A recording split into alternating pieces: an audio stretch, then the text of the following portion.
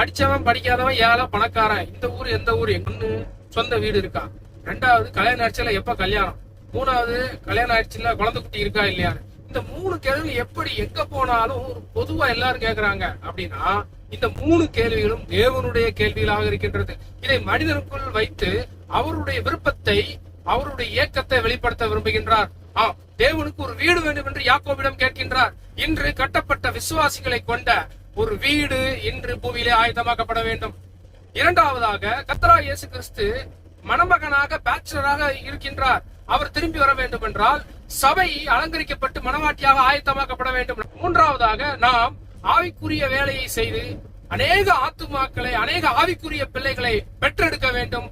பிரியமானவர்களே, தேவனுக்கு ஒரு வீட்டை கட்ட கர்த்தராகிய இயேசு கிறிஸ்து திரும்பி வந்து சபையாகிய மணவாட்டியை திருமணம் செய்ய அநேக ஆவிக்குரிய பிள்ளைகளை பெற்றெடுப்போமாக.